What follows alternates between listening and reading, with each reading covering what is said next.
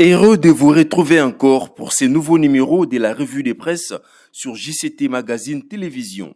Nous sommes lundi 11 septembre, mesdames et messieurs. Bon début de semaine, les journaux parus dans la ville de Kinshasa martèlent sur les débuts des dépôts des candidatures aux élections présidentielles et la qualification des Léopards après leur victoire sur les Soudans. On commence cette revue de presse avec Forum des As qui titre à la une « Ouverture du BRTC » pour l'élection présidentielle de points. Augustin Matata Mponyo, Constant Moutamba et Rex Kazadi font acte des candidatures. La Commission électorale nationale indépendante CENI a ouvert à son siège le bureau des réceptions et traitements des candidatures BRTC pour l'élection présidentielle prévue le 20 décembre 2023. Conformément au calendrier électoral publié le 26 novembre 2022, ce bureau sera opérationnel un mois durant, du 9 septembre au 8 octobre 2023, de 8h30 à 16h30, heure de Kinshasa. 3 candidats sont venus faire acte des candidatures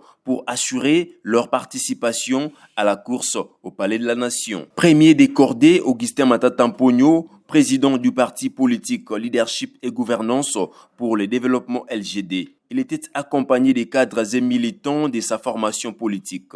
Nous sommes les premiers candidats à venir déposer la candidature pour l'élection présidentielle et nous pensons que c'était de notre devoir de pouvoir respecter les convictions profondes de la population congolaise qui nous a demandé de briguer la magistrature suprême. Mais c'est aussi le vœu des membres de mon parti LGD, tel qu'exprimé lors du congrès. J'ai été choisi à l'unanimité candidat unique à l'élection présidentielle et je m'en réjouis, a indiqué Matata Mponyo. Dans le même élan, les coordonnateurs de la dynamique progressiste révolutionnaire d'IPRO, Maître Constant Moutamba, s'est plié à cet exercice. Je suis le candidat du peuple et de la jeunesse congolaise dans son ensemble. Le peuple a pris en charge le cautionnement électoral de ma candidature afin que je le représente à la prochaine présidentielle, a-t-il déclaré. Changeons de registre pour parler du sport avec 7 sur 7 qui titre CAN 2 points. Une 20e participation historique pour la RDC, écrit 7 sur 7. Samedi 9 septembre 2023, dans un stade des Martyrs plein à craquer, les Léopards de la RDC sont parvenus à atteindre leur objectif, celui de se qualifier pour la Coupe d'Afrique des Nations. Mission accomplie pour les hommes de Sébastien Desabre qui ont battu l'équipe nationale soudanaise sur les scores de 2-0. Devant le président de la République, Félix Tshisekedi, qui a fait le déplacement du stade des Martyrs en compagnie de son épouse. C'est grâce aux réalisations de Théo Bongonda à la 8e minute et Fiston Maele à la 86e minute que la RDC a validé son ticket pour la CAN prévue entre janvier et février 2024 en Côte d'Ivoire. Ces succès permettent à la RDC de se qualifier pour la 20e fois de son histoire à une phase de finale d'une Coupe d'Afrique des Nations en 34 éditions organisées par la CAF. Cette statistique place la RDC dans les top 6 des équipes ayant disputé plus d'éditions de la CAN depuis la création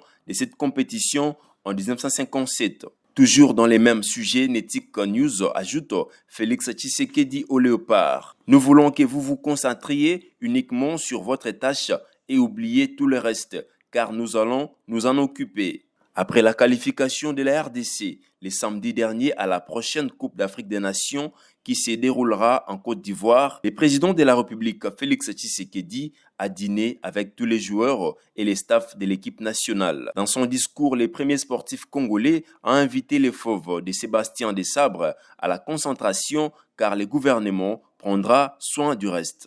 Nous voulons que vous vous concentriez uniquement sur votre tâche et oubliez tout le reste, car nous allons nous en occuper. Ce que nous sommes en train de faire, nous espérons qu'en retour, vous donniez les meilleurs de vous-même, a déclaré Félix Tshisekedi. Bouclons cette revue de presse avec actualité.cd qui nous informe UNPC 2.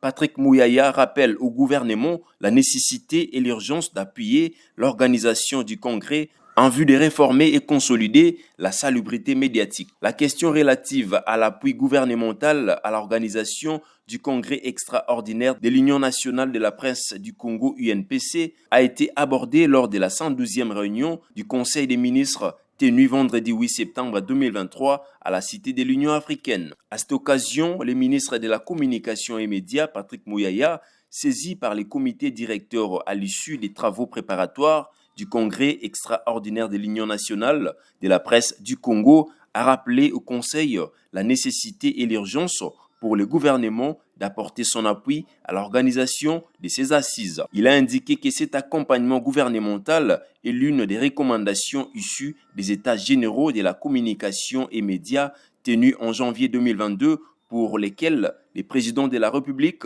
avait chargé le gouvernement d'accomplir à sa part dans la mesure du possible dans le but de parvenir à la mise en œuvre des réformes fondatrices envisagées notamment au niveau de l'instance d'autorégulation de la presse pour consolider la salubrité médiatique. Renseigne les comptes rendus lus par Patrick Mouyaya, porte-parole du gouvernement. C'est avec cette information que prend fin la revue de presse de ce lundi 11 septembre. Mais avant de nous quitter, voici notre pensée du jour avec Léonard de Vinci. Dès que la chance entre quelque part, l'envie aussitôt fait les sièges et engage les combats.